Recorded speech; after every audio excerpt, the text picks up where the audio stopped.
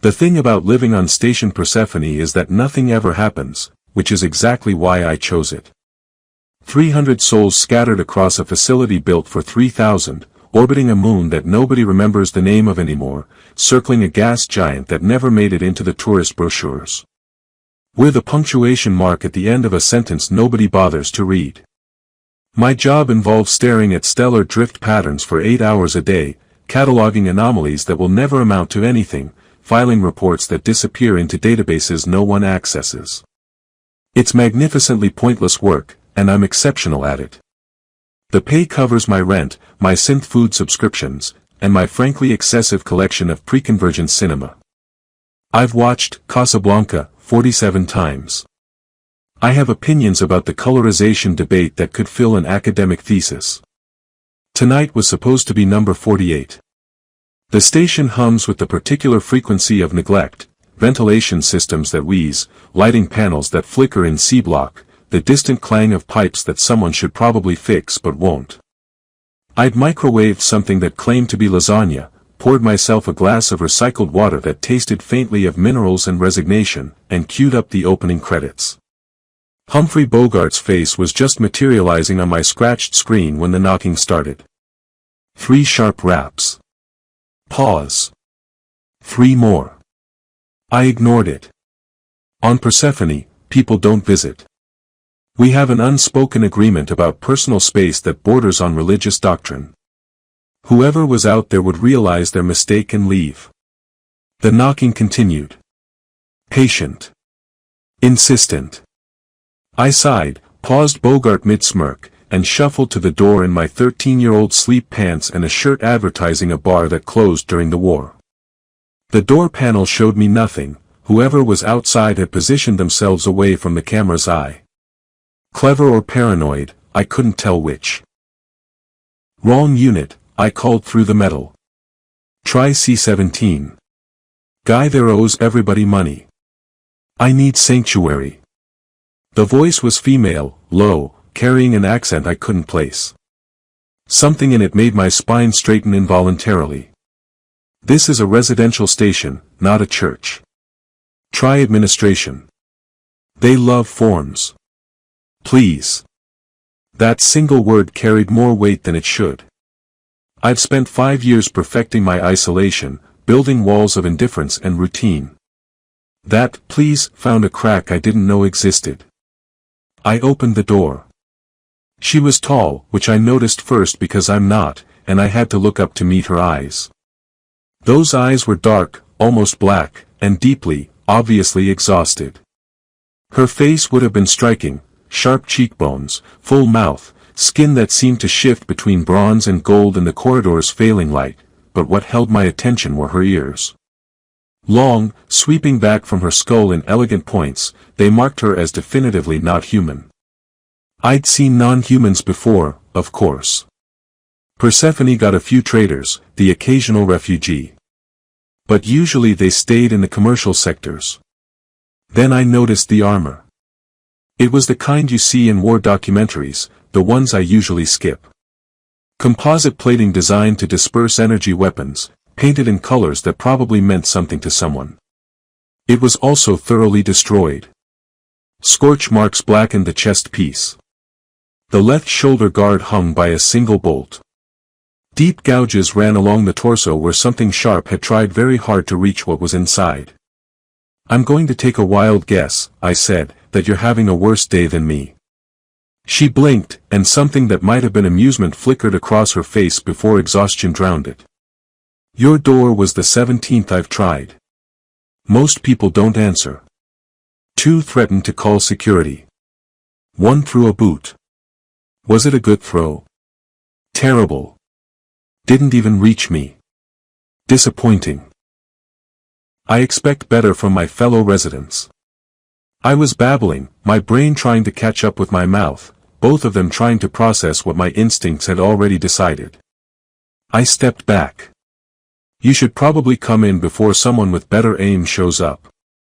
She moved past me, and I caught the scent of ozone and something metallic, blood, probably, though I didn't let myself think about whose. She made it 3 steps into my gloriously mediocre living space before her legs decided they'd carried her far enough. She caught herself on the back of my couch, the one I'd salvaged from a cargo bay 7 years ago. Okay, new plan, I said, closing the door and engaging locks I usually forgot existed. You sit before you fall, and I'll figure out if I have anything useful in my medical kit besides expired painkillers and band-aids with cartoon characters on them. She lowered herself onto the couch with the careful precision of someone whose body was filing formal complaints. Up close, the damage was worse. Her armor had protected her from the worst, but blood, definitely hers, had dried in dark patches across the plating. Her hands trembled as she tried to work the release catches. Here. I knelt beside her, feeling absurdly like I was defusing a bomb. The catches were military grade, designed to open only under specific pressure points. She guided my fingers with hers, which were longer than human standard and calloused in ways that told stories I probably didn't want to hear. The armor came away in pieces, revealing a black undersuit that clung to her like second skin. She hissed as I peeled back the section over her ribs, where something had gotten through. The wound was already partially sealed, some kind of biological response I didn't understand, but it looked painful enough to make my own ribs ache in sympathy. I have no idea what I'm doing, I admitted, retrieving my pathetic medical kit from under the bathroom sink. My formal medical training consists of watching several seasons of a pre-war hospital drama and once successfully treating a paper cut. You let me in. That's more than most would do. Her voice was quieter now, fraying at the edges. You have water.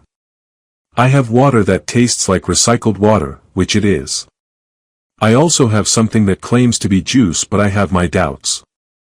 I brought her both, watched her drain the water in 3 long swallows.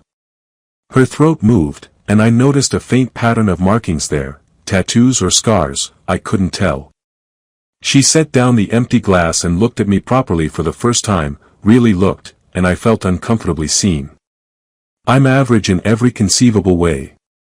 Average height for a human male, average build, brown hair that does nothing interesting, a face that people forget immediately after meeting me. It's been my greatest asset. You don't know who I am, she said. Not a question. Should I? Something complex crossed her face, relief mixed with something darker. No. No, it's better that you don't. She paused, glancing around my quarters. Her gaze landed on my paused movie, Bogart frozen mid-frame. Is that from Earth? Earth adjacent. Pre-convergent cinema. You know it? I know of it. Never understood the appeal of watching stories about people who don't exist. That's exactly the appeal, I said, applying a bandage I was 90% sure was meant for humans and hoping biology was more universal than it probably was. Nothing in those stories can hurt you. Unlike, apparently, whatever you've been doing that resulted in. I gestured vaguely at her entire situation. She was quiet for a long moment. In the silence, the station groaned around us, settling into its nightly rhythms.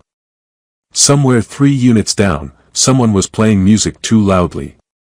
Somewhere else, pipes clanged their irregular percussion. I was a soldier, she said finally. I am a soldier. Was.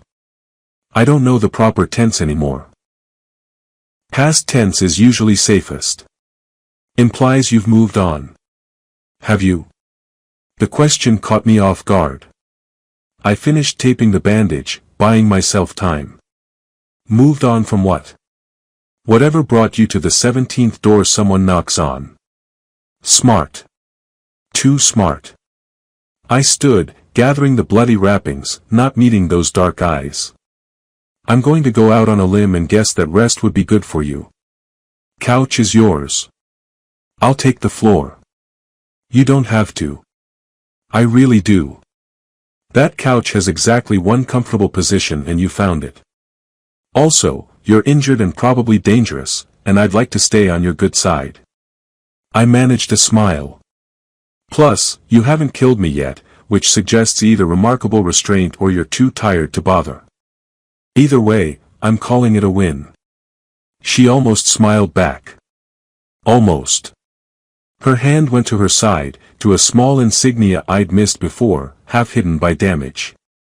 My knowledge of military designations was minimal at best, but something about it tickled the back of my memory.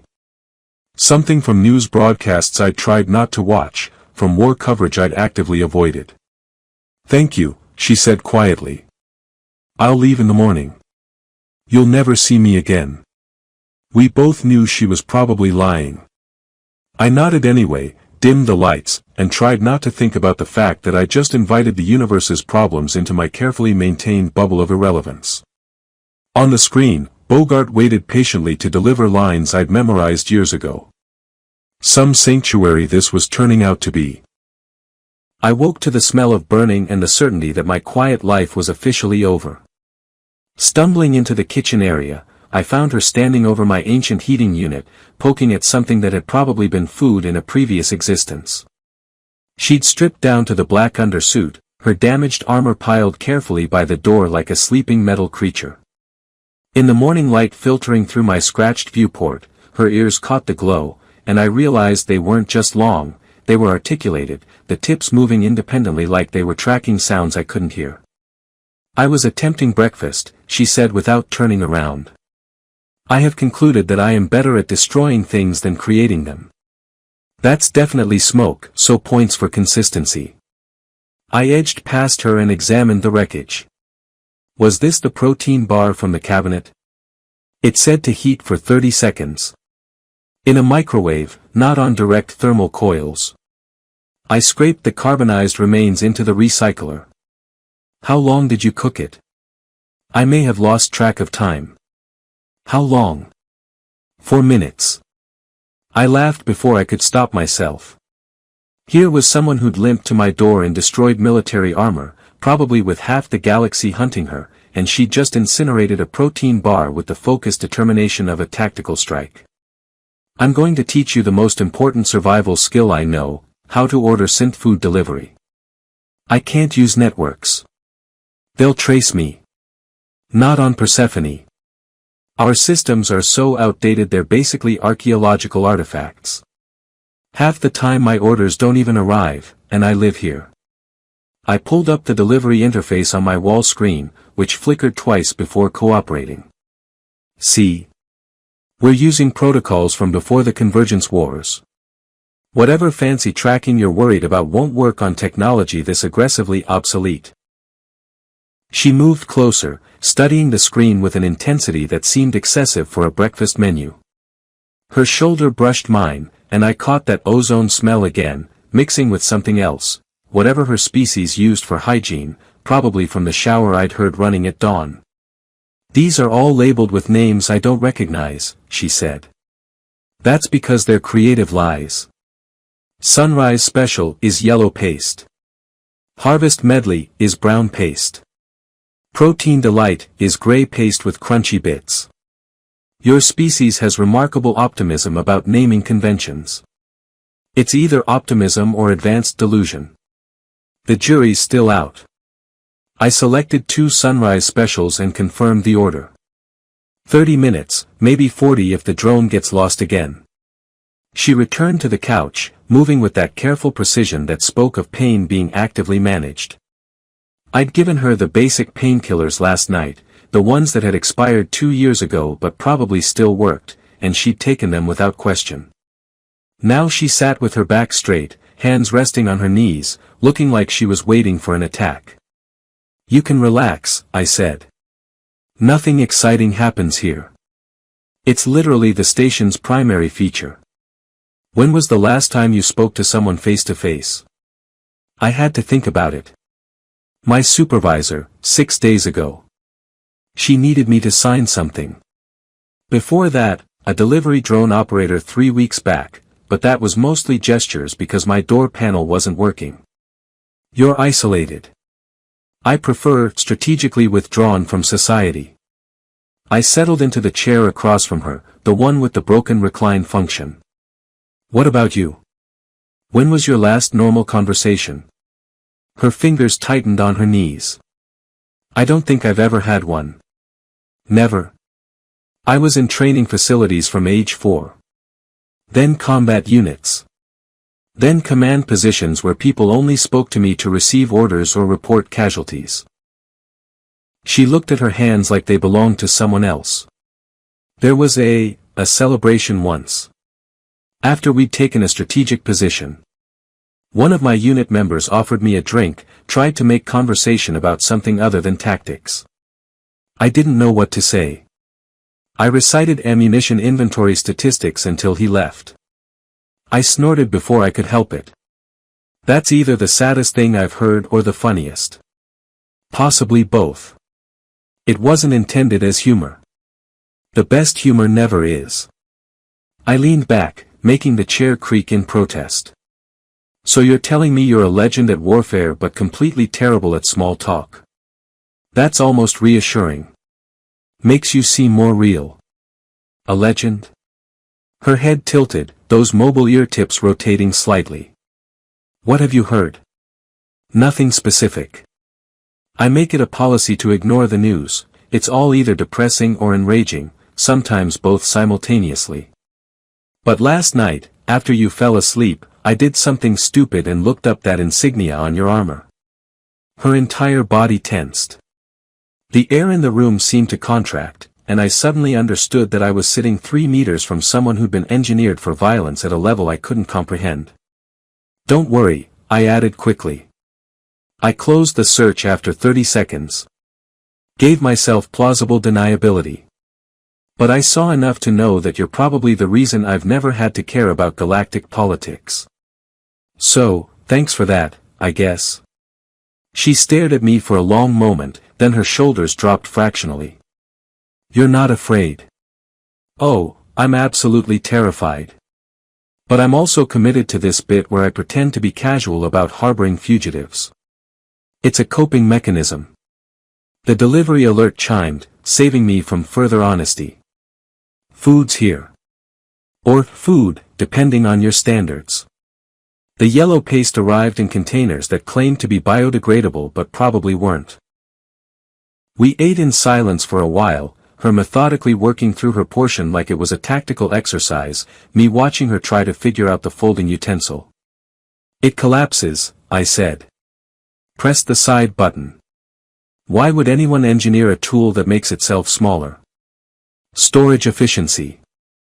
Also, it gives us something to feel clever about when we figure it out. She pressed the button. The utensil collapsed, flinging a small glob of yellow paste onto her undersuit. She looked at it, then at me, and something extraordinary happened. She laughed. It was short, surprised, like the sound had escaped without permission, but it was genuine. See? I said. Already having normal conversations. Next we'll tackle weather commentary and complaining about our neighbors. I don't understand the purpose of discussing weather. It's simply atmospheric conditions. Exactly. That's what makes it perfect. Maximum words, minimum meaning. The foundation of all small talk. I scraped the last of my paste from the container. Though on a space station, weather talk gets tricky.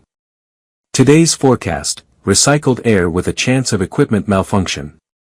You're strange, she said, but there was no judgment in it. Curiosity, maybe. Strange is generous. Most would go with aggressively average. I collected the containers, tossed them toward the recycler, and missed spectacularly. Case in point. She rose, too quickly, I saw the wince she tried to hide, and picked up the containers. Your wound care last night was adequate. The bandaging technique was unorthodox but effective. High praise from someone who's probably sewn herself back together in a combat zone. Twice. Once during an orbital assault, once in a swamp that was trying to digest me. The swamp was trying to, you know what, I don't want details. I'm already going to have nightmares about whatever happened to your armor. I paused. Can I ask something without you taking it the wrong way? You've earned one question. Why here? Why Persephone, why my door specifically? You said I was the 17th, which means you had criteria. She was quiet, looking out the viewport at the swirling gases of the planet below. When she spoke, her voice carried something I hadn't heard before, uncertainty. I accessed station records. Looked for someone with no military service, no political affiliations, no notable achievements or failures. Someone who existed in databases but not in anyone's memory. You appeared in 0 security reports, 0 social registrations, 0 community activities. You were. She turned back to me. Invisible. And I needed to be invisible too. So I was chosen for being completely unremarkable.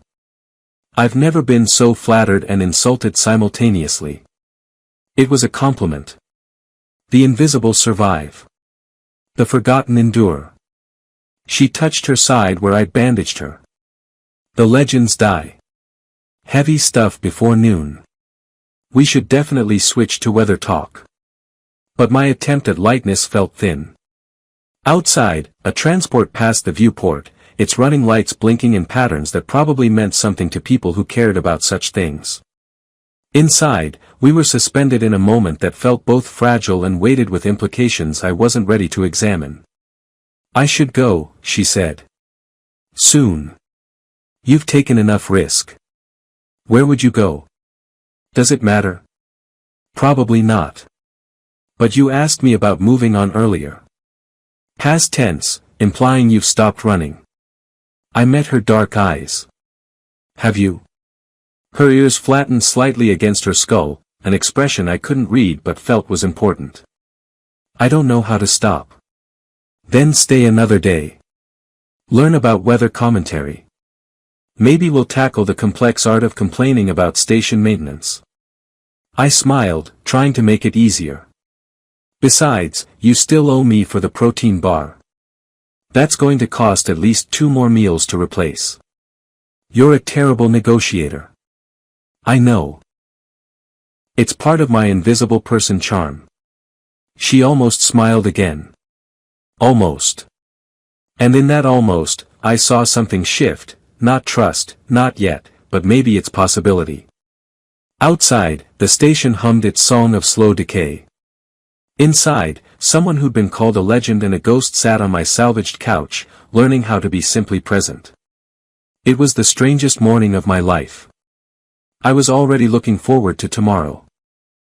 3 days of cohabitation taught me that living with a legendary warrior was 90% mundane and 10% utterly surreal. She'd taken to organizing my belongings with military precision, which would have been irritating except my organizational system had been, shove it wherever it fits and hope for the best. Now my film collection was alphabetized, my clothes were folded into shapes I didn't know fabric could achieve, and my kitchen supplies were arranged by frequency of use. I'd come home from work yesterday to find her sitting cross-legged on the floor, surrounded by every cable and connector I owned, sorting them by function. "This is how you've been living?" she'd asked, holding up a power cable that had been knotted with 3 others for approximately 4 years. "I call it organized chaos. There's no organization here. Only chaos. You say that like it's a bad thing." Today I'd returned from my shift cataloging Stellar Drift, which had been exactly as thrilling as it sounded, to find her attempting to understand human entertainment. She'd made it through 20 minutes of a historical drama before giving up. "They spent 14 minutes discussing a dinner party," she said, looking betrayed by the entire concept of narrative pacing. "No one was even poisoned. Not every story needs poisoning. This one did." The pacing was agonizing. She'd moved on to a documentary about Earth's oceans, which had held her attention for exactly 7 minutes before the narrator started discussing the mating habits of dolphins. She'd turned it off with what I was learning to recognize as her disgusted expression, a slight flaring of her nostrils and a backward tilt of her ears. "Your planet's creatures are disturbingly fixated on reproduction," she'd announced. "Wait until you learn about peacocks." Now it was evening, and I'd made the catastrophic decision to introduce her to my one actual skill, cooking. Well, cooking was generous. I could make 3 dishes that were technically edible, and I was attempting to share this knowledge. The key, I explained, gesturing with a sealed packet of dehydrated vegetables, is to add the water slowly. Otherwise you get soup instead of stir-fry, and while soup is fine, it's not what we're going for. She watched me with the same intensity she probably used to analyze combat situations. Why not simply order delivery? Because I've ordered delivery 6 times in 3 days, and even the drone operator is starting to recognize my address. We're approaching the threshold where I become memorable, which defeats your entire reason for choosing me. Valid tactical concern. Also, I've seen your face when you eat the gray paste. You look like you're contemplating war crimes. I was contemplating whether the paste constitutes a war crime. I laughed, adding water to the heating pot and watching the dehydrated vegetables slowly reconstitute themselves into something that resembled food if you squinted. Your turn. Add the protein. She opened the protein packet with the efficiency of someone who'd field-stripped weapons in the dark, then paused. This claims to be chicken. Chicken adjacent. Possibly chicken inspired. Definitely chicken colored. Your species' relationship with truth in labeling is fascinating. But she added it to the pot, stirring with the long utensil I provided. Her movements were precise, controlled, like she was diffusing something volatile rather than making dinner. You can relax, I said. Food preparation is pretty low stakes. Worst case scenario, we order more yellow paste. I don't do low stakes. I've noticed. You fold towels like you're preparing for military inspection.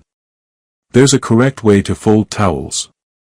There's also an incorrect way that still results in dry towels, which is my preferred method. I adjusted the heat, trying not to notice how close we were standing in the narrow kitchen space. The air recycling system chose that moment to kick in with a mechanical wheeze that made her ear tips swivel toward the sound. Your station is dying, she observed. Slowly and with great dignity. We prefer the term vintage. The protein was starting to brown, which was either a good sign or a warning. With synthesized ingredients, it was hard to tell. So I've been meaning to ask, and you can tell me it's none of my business, but what's your actual name? She went still, the stirring utensil frozen mid-motion. Why? Because I've been mentally calling you the warrior or the fugitive or occasionally the ear situation, and none of those seem particularly respectful. The ear situation.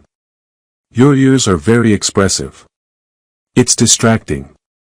I spent half of yesterday's ocean documentary watching them rotate instead of watching dolphins engage in questionable behavior. Something that might have been amusement crossed her face. My name is Kale. Kale, I repeated, testing it. That's good. Strong. Definitely better than the ear situation. And yours? I realized with a start that I'd never actually introduced myself. Right. I'm Finn. Thoroughly average Finn, professional stellar drift analyst, amateur film critic, and apparently your current roommate. Finn, she said, and the way her accent shaped the syllables made it sound like a different word entirely. It suits you. Because it's unremarkable. Because it's honest. The timer chimed before I could figure out how to respond to that. I divided the stir-fry between 2 plates, proud that it looked almost intentional. We ate at my small table, which I'd cleared of data tablets for the first time in months. This is adequate, Kale said after her 3rd bite. I'm going to choose to interpret that as high praise. It's edible and warm. Those are significant achievements. See, this is the kind of enthusiasm that really makes a chef feel appreciated. I took a bite of my own creation. It was fine. Possibly good. At minimum, not actively harmful. So what did warriors eat? During campaigns, I mean. Nutrition paste optimized for caloric efficiency. Flavored if we were lucky. That's deeply depressing. It was sufficient. She paused, pushing synthesized vegetables around her plate. There was a mission on a border world, surveillance operation, supposed to be low engagement. We were there for 6 weeks. Local population didn't know we were military, they thought we were traders. A woman ran a food stall in the market district. I waited, sensing this was going somewhere. She made something with grain and spices. Served it hot in paper cones. One of my unit members bought some, shared it with the squad. Kale's voice had gone distant. It was the first time I'd eaten something that someone had made by hand. Not optimized, not efficient. Just, made. What happened? We completed the mission. Left the planet. 2 months later it became a combat zone. I don't know if the market district survived. She set down her utensil. I can still remember the taste. I've never been able to identify the spices. The weight in the room shifted. I wanted to say something profound, something that would ease whatever she was carrying, but I was just a data analyst who'd learned 3 recipes to combat boredom. Well, I said finally, this stir-fry is definitely not going to become a treasured memory, but it's made by hand. Sort of. I mean, I assembled it. That counts. She looked at me, those dark eyes catching the overhead light. It counts. We finished eating in comfortable silence, which felt like its own small miracle. After, she insisted on cleaning, which meant scrubbing everything to standards that my kitchen had never known, while I queued up another film. We're watching something with actual plot tonight, I announced. Stakes, conflict, resolution. The whole narrative structure. Will anyone be poisoned?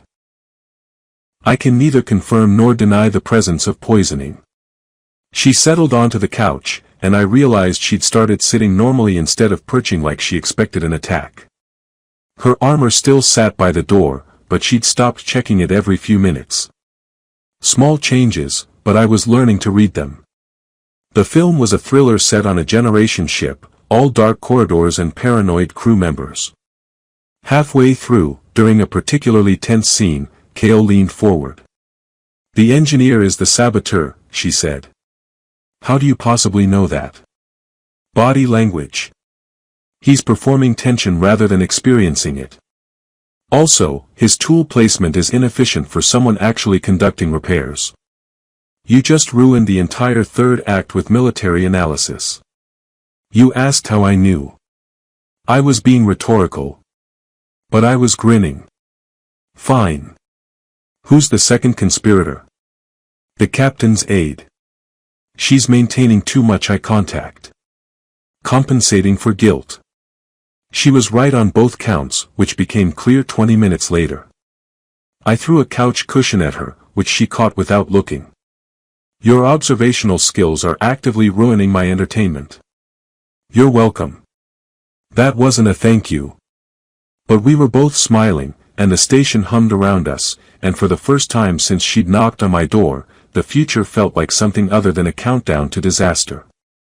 Outside the viewport, a patrol ship passed in the distance, its running lights blinking in official patterns. Kale tracked it with her eyes but didn't move. Didn't tense. They're not looking for you here, I said quietly. Not yet. Maybe not ever. Maybe invisible actually works. She turned those dark eyes on me, ears tilted forward in what I'd learned meant focus. Do you believe that? I believe in the power of aggressive mediocrity and bureaucratic neglect. This station runs on both. That's not an answer. It's the only answer I've got. She nodded slowly, returning her attention to the screen where the engineer was being confronted in a cargo bay. Then I'll believe it too. For now. For now was enough. We watched the rest of the film, and she only correctly predicted 2 more plot twists, and when I finally went to sleep on my floor nest, I heard her breathing steady into something that might have been actual rest. Progress, I thought. Small, strange, probably temporary progress. But progress nonetheless. The problem started with my neighbor's cat. I didn't know anyone on Persephone had a cat until it showed up outside my door at 0600, yowling like its ancestors had personally offended the universe. I opened the door to find a scrawny orange creature that looked like it had lost several fights with station machinery and held grudges about all of them. Wrong unit, I told it. I don't do pets. The cat walked past me like it owned the place. Kale emerged from the bathroom, hair wet from the shower, and stopped. The cat stopped. They regarded each other with mutual suspicion. That's a Terran Felid, Kale said. That's a neighborhood problem that just became our problem. The cat jumped onto my kitchen counter, knocked over my coffee mug with what appeared to be deliberate malice, and began grooming itself. I think it's broken, Kale observed. No, that's standard cat behavior. They're basically tiny agents of chaos. I tried to shoo it off the counter. It hissed at me. See? Chaos. Your species domesticated predators. We have complicated relationships with good decisions. The cat, having established dominance over my kitchen, decided Kale was acceptable and began weaving between her legs. She looked down at it like it was a bomb with unclear detonation parameters. It's attempting to mark me. It likes you. Congratulations, you've been chosen. I don't want to be chosen by a Felid. But she bent down and scratched behind its ears anyway, and the cat began producing a sound like a malfunctioning engine. Her own ears tilted forward, fascinated. It's vibrating. Purring. Means it's happy. Why would evolution produce a happiness indicator? So humans would feed them. It's very effective. I grabbed my work bag, already running late. I have to go pretend to care about stellar drift. Don't let the cat destroy anything important. What qualifies as important? Use your judgment. If it breaks something, just hide the evidence. I left her kneeling on my floor, methodically petting a cat while it purred like a small engine, and tried not to think about how fundamentally bizarre my life had become. Work was its usual exercise in tedium. I stared at drift patterns, filed reports nobody would read, and tried to look busy when my supervisor passed. The highlight was when the coffee dispenser broke and we all stood around watching a maintenance drone fail to fix it for 40 minutes. Living the dream, I muttered, returning to my terminal. That's when I noticed the message. It was buried in my routine system updates, flagged as low-priority maintenance notification. But the routing code was wrong. Too complex. I pulled up the metadata and felt my stomach drop. Someone had run a search query through station records. Recent searches. Within the last 72 hours. The query parameters were hidden, but the timestamp matched perfectly with when I'd looked up Kale's military insignia. Someone was following my digital footprints. I cleared my screen, forced myself to breathe normally, and went through the motions of finishing my shift. Every minute felt like an hour. Every footstep in the corridor made my shoulders tense. I was invisible. I'd spent 5 years being invisible. But I'd searched for information about someone who definitely wasn't, and now someone was searching for people who'd searched. The walk back to my quarters took forever and no time at all. I keyed in my door code with shaking hands. Kale was teaching the cat to high-five. I've discovered it responds to positive reinforcement, she announced. Watch. She held up her hand. The cat, perched on the back of my couch, raised one paw and tapped her palm. It took 47 repetitions to establish the behavior pattern. That's great. Amazing. We need to leave. I was already grabbing my emergency bag, the one I'd packed years ago and never thought I'd use. Now. She was on her feet instantly, all traces of casual cat training gone. What happened? Someone knows I searched for you. They're tracking queries. If they're thorough, and I'm guessing they are, they'll cross-reference with station resident records, identify anyone who showed interest in military insignia, and narrow it down.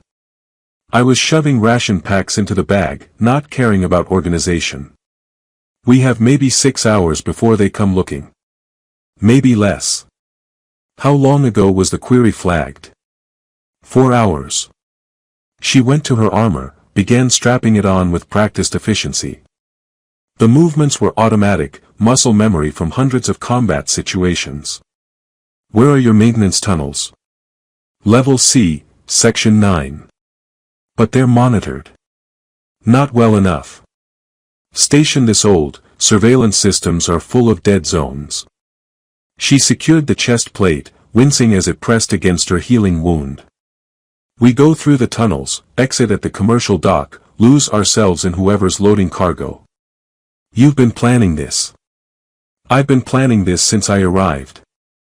Always have an exit strategy. She looked at me, and something in her expression softened. I'm sorry. I brought this to your door. I opened the door. That was my choice. I grabbed my tablet, wiped the local memory, and triggered the factory reset. The cat comes with us. What? I'm not leaving it here for whoever shows up. They might hurt it to send a message or just because they're thorough. I scooped up the orange menace, who immediately began protesting. Besides, you two bonded. We did not bond. You taught it tricks, Kale. That's bonding. She muttered something in her own language that was probably profanity, but she grabbed my spare bag and started filling it with supplies. We worked in synchronized silence, the easy rhythm of people who'd learned each other's patterns. 3 days of cohabitation had taught us efficiency. Ready? She asked. Absolutely not. Let's go. The corridors were quiet, evening shift meant most people were either working or sleeping. We moved fast but not fast enough to draw attention. The cat had settled into a disgruntled silence in my bag, occasionally shifting its weight in protest. Level C was colder, the heating systems here barely functional. Our breath misted in the air. Kale moved ahead, checking corners with the practiced ease of someone who'd cleared buildings under hostile fire. I followed, carrying our supplies and one stolen cat, feeling like I was playing a role in a thriller instead of living my actual life. Access panel, she whispered, pointing to a ventilation grate. We go through there, follow the main conduit to the commercial section. That's a 60-meter crawl through ducts that might contain anything from maintenance drones to toxic gas. 63 meters. And yes. She pulled the grate free with a sharp tug that bent the metal. You want to wait here and explain to whoever's coming why you've been researching legendary war criminals. When you put it that way, toxic gas doesn't sound so bad. We climbed in. The duct was exactly as terrible as I'd imagined, cramped, cold, smelling of recycled air and machine oil. The cat decided this was unacceptable and began vocalizing its displeasure. Make it stop, Kale hissed from ahead of me. Oh sure, I'll just explain the tactical situation to the cat. I'm sure it'll understand. Your sarcasm is unhelpful. It's literally my only contribution right now. We crawled in darkness, following the dim glow of emergency lighting. My knees were going to hate me tomorrow. My back was filing formal complaints. Behind us, I heard voices, distant, but definitely coming from my corridor. They're here, I whispered. Kale moved faster. I struggled to keep up, the bags banging against the duct walls, the cat adding editorial commentary about the indignity of the situation. We emerged into a junction chamber where 3 tunnels met, and I could hear the blessed sound of cargo operations, the beep of loaders, the hydraulic hiss of loading ramps. Almost there, Kale said. Then she froze. Down. I dropped flat. Through the grate ahead, I could see boots. Military boots, 2 pairs, standing in the corridor we'd been about to exit into. Reports of unusual activity in Residential C, one was saying. Command wants every unit checked. This is a waste of resources. She's probably 3 systems away by now. She was injured. Couldn't have gotten far. The boots shifted. Check the commercial sector first. If she's still here, she'll try to stow away on an outbound ship. They moved off. Kale waited 30 seconds, then pulled the grate free. We go now. Stay close, stay quiet, and if anyone asks, we're cargo handlers running late for a shift. I've never handled cargo in my life. Then looked tired and annoyed. That's universal. We dropped into the corridor, merged with a group of actual cargo handlers heading toward the docking bays. I kept my head down, focusing on putting one foot in front of the other. The cat had apparently decided to embrace stealth mode and went silent. Bay 7, Kale murmured. Freighter loading medical supplies. Loose security, multiple entry points. How do you know? Never mind. Military intelligence. I've been watching ship schedules. We peeled off from the main group, slipped through a service entrance, and found ourselves in the organized chaos of an active loading bay. Containers were being moved by automated loaders, crew members shouting instructions over the machinery noise, and nobody paying attention to two more bodies in the crowd. Kale led us to a stack of containers waiting to be loaded. We squeezed into the gap between them and the wall, finally allowing ourselves to breathe. Now what? I asked. Now we wait for them to finish loading. Then we slip aboard in a confusion. She checked her armor seals, preparing. The ship jumps to a hub station in 14 hours. From there, we disappear properly. You've really been planning this. I've been planning everything. It's what I do. She looked at me, and in the dim light, her eyes were unreadable.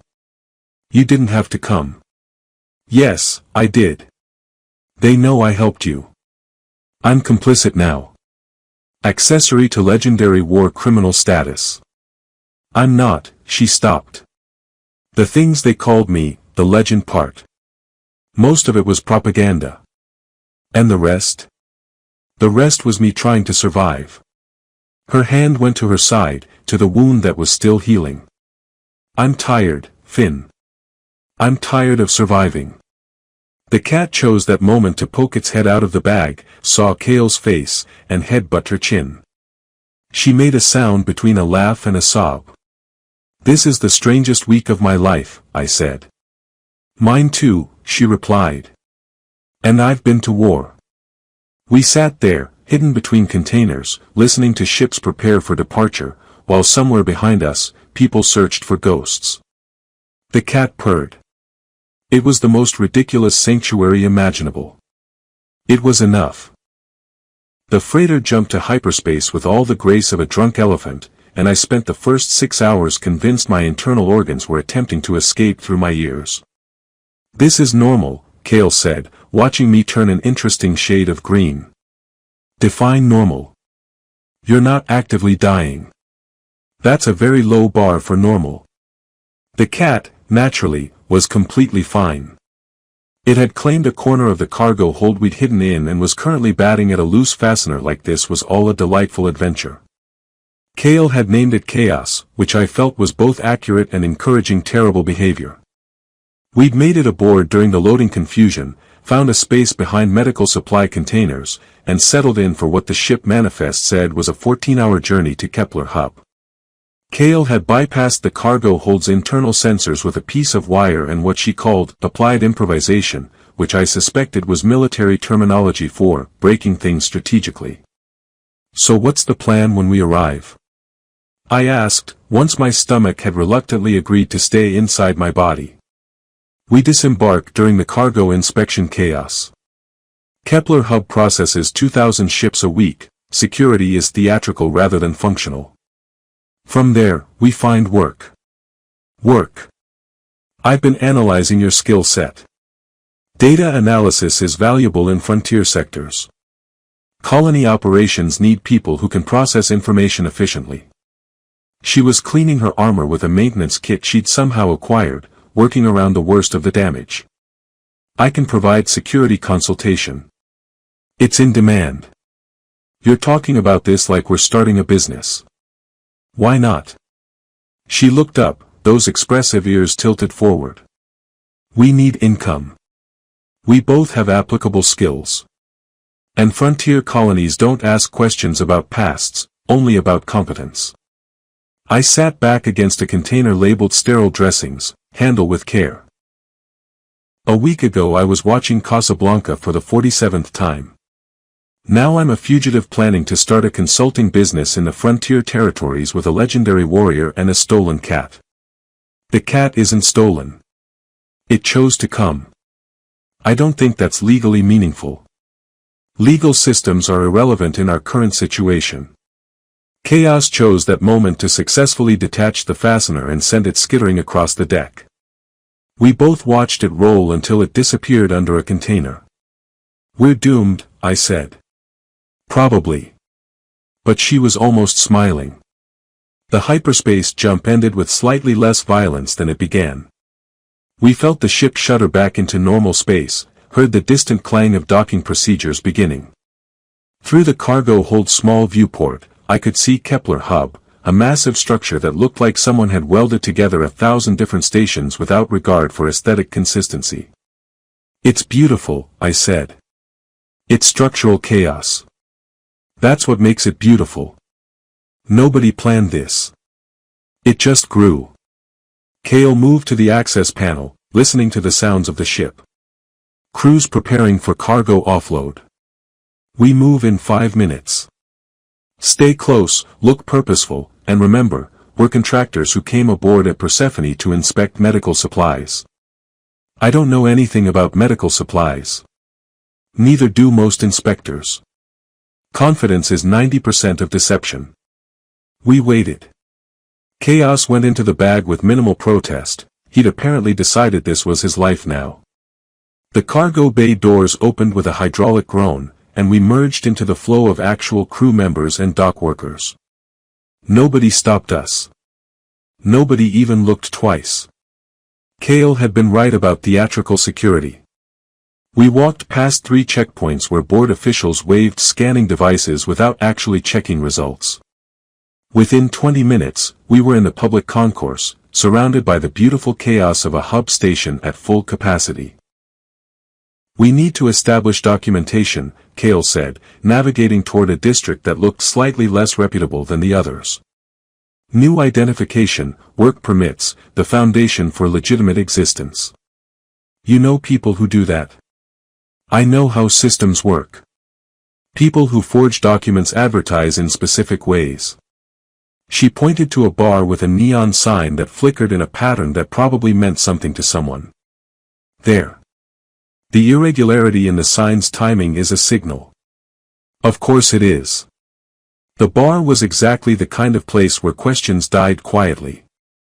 We found a table in the back, ordered drinks that claimed to be whiskey, and waited. 15 minutes later, a woman with more cybernetic enhancements than organic parts slid into the seat across from us. You need papers or you need problems solved, she asked. Papers, Kale said. 2 sets. Clean backgrounds, employment history in data services and security consultation. That's expensive. How expensive? They negotiated. I watched, fascinated, as Kale demonstrated she was just as tactical about financial negotiations as she probably was about everything else. They settled on a price that made me wince, but Kale produced a credit chip I didn't know she had. Military Emergency Fund, she explained after the woman left. Every soldier gets one. For use after catastrophic mission failure. Is that what this is? She considered. No. This is catastrophic mission success. I successfully stopped being a soldier. Our new identities arrived 3 hours later. I was now Finn Mercer, data analyst with a thoroughly boring work history. Kale was Kale Naveen, she'd kept her first name, changing only the surname, with credentials in security systems and conflict resolution. Conflict resolution, I said. That's one way to phrase it. It's accurate. I resolved conflicts. Permanently. We found housing in the Colony District, a residential block that catered to people waiting for frontier postings. The apartment was small, barely larger than my quarters on Persephone, but it had 2 sleeping areas and a kitchen that actually worked. It's perfect, I said, dropping our bags. Kale released Chaos, who immediately began investigating every corner. It's adequate. In your language, adequate means perfect. Perhaps. The first week was adjustment. We registered with the Colonial Employment Bureau. I took contracts analyzing resource distribution data for mining operations. Kale consulted on security protocols for settlements expecting hostile fauna. We developed a routine, work, meals we actually cooked together, evenings where I continued her education in human entertainment and she continued to ruin every plot twist. One night, a month after we'd arrived, we were eating something I'd ambitiously called stir-fry while Chaos supervised from his favorite chair. "I got a message today," Kale said. "From someone I knew before." I set down my fork. "And?" "They wanted to know if I was alive. If I was safe." Her ears flattened slightly. I didn't respond. "Why not?" "Because that person knew the Wraith of Andera. They don't know Kale Naveen, frontier security consultant who can't operate a microwave without supervision." "You're getting better with the microwave." "I burned water last week." "That's actually impressive. I didn't know that was possible." She smiled, a real one, the kind that had become more frequent. "I'm trying to say that I'm different now. The person they knew doesn't exist anymore.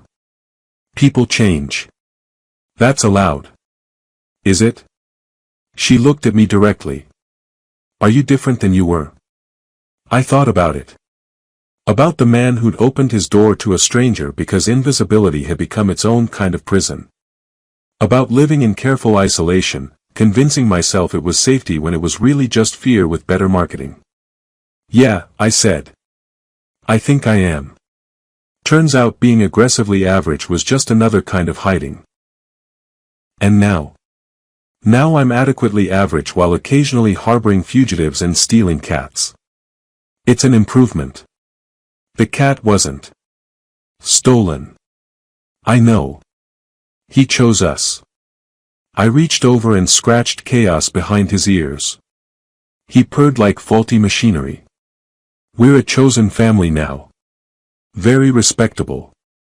Kale laughed, full and genuine. Outside our small window, the hub station glittered with the lights of 1,000 different lives intersecting. Below us, the colonial district hummed with the sound of people preparing to start over somewhere new. "I have a job offer," she said. "Colony on the frontier edge. They need someone to train their defense force in non-lethal protocols. 6-month contract." "That sounds good. It's for 2 people. They want someone to handle their data infrastructure as well. I may have mentioned I knew someone excellent with systems analysis and stellar drift patterns." She paused. "It's a real colony. Permanent settlement. Gardens.